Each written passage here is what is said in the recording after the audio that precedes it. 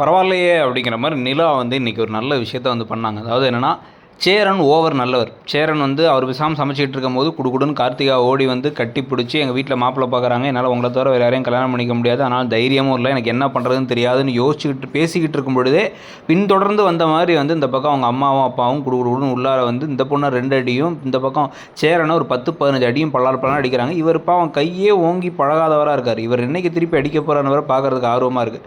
அப்படியே அமைதியாக ஒரு கண் கலங்கி நிற்க உடனே வந்து என்னடா அவ்வளோதான் போலீஸில் பிடிச்சி கொடுத்துருவாங்கிற மாதிரி மிரட்டிட்டு போயிடுறாங்க. போனதுக்கப்புறமா இந்த சண்டையை பிரித்து விட்டதே நிலா தான். நிலா வந்து என்ன நினச்சிட்டு இருக்கீங்க, அவர் மேலே எந்த தப்பும் இல்லை, கார்த்திகா தான் வந்தா அப்படிங்கிற மாதிரிலாம் சொன்னாலும் கூட கார்த்திகா அழுதுகிட்டே நின்றுட்டு இருக்காங்க.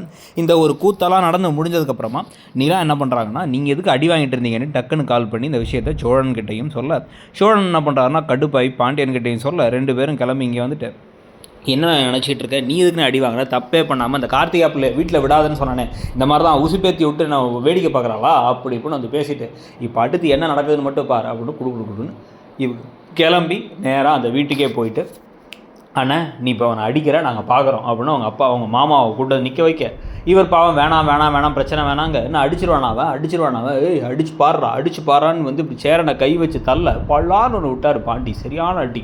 அவர் நல்லா நடிக்கிறார். அவரோட கேரக்டருக்குமே பயங்கரமாக ஒரு மாதிரி லைக்கபிள் கேரக்டராக இருக்குது. டக்குன்னு இந்த பக்கம் அவர் அடித்த உடனே இந்த பக்கம் சோழனும் உள்ளார வந்து விட்டு குத்துற மாதிரி குத்திடுறாங்க.